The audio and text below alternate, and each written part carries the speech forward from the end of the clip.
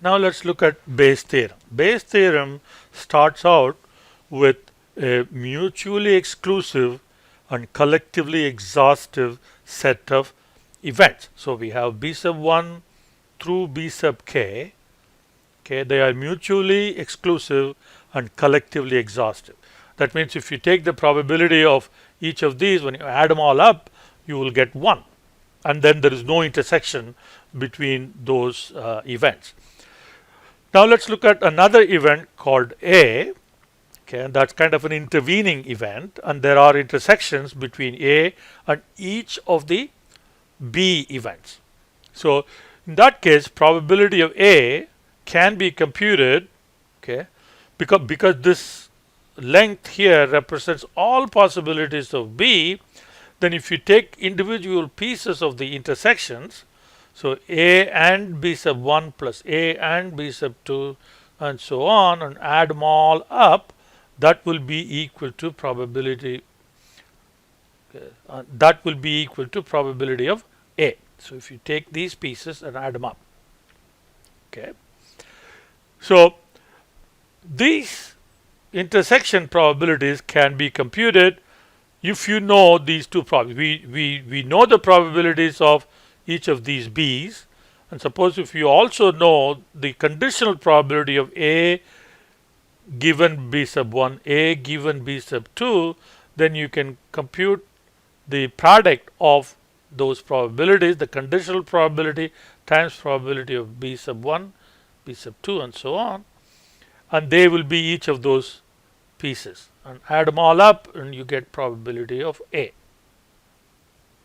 Okay.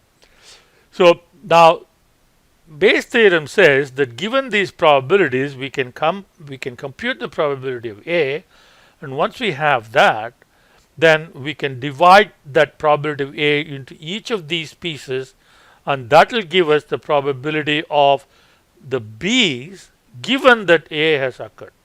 So you take the first piece, so that will be that A given B sub 1 times probability of B sub 1 and divide by probability of A. So this denominator is this whole sum. So take that piece, divide by probability of A, then you get probability of B sub 1 given A.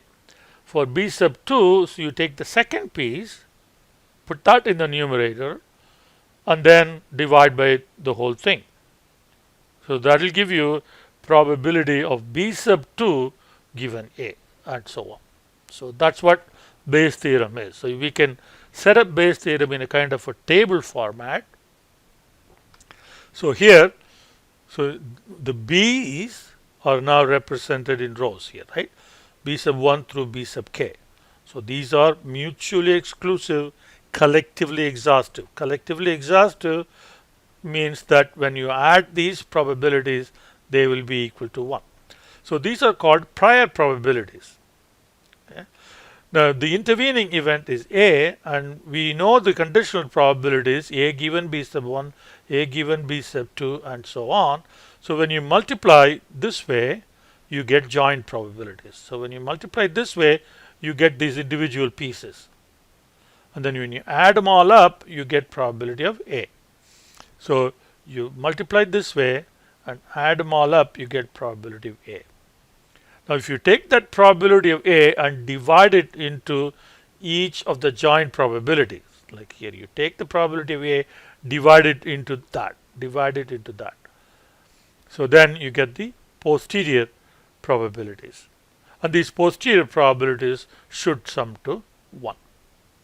So this is Bayes' theorem, and we'll look at an example, numerical example of Bayes' theorem in Excel.